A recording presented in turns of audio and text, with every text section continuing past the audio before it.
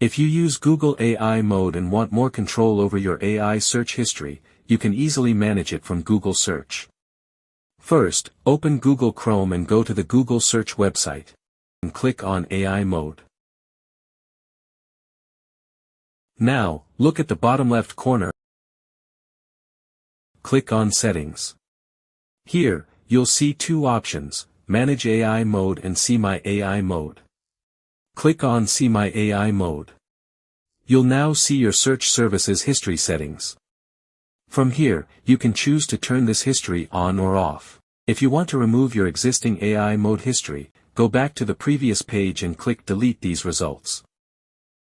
Confirm the action, and you're done. Keep in mind, clearing or turning off AI Mode history does not remove or change your regular Google search history. So, if you want to manage your Google AI Mode activity separately, these settings give you an easy way to do it.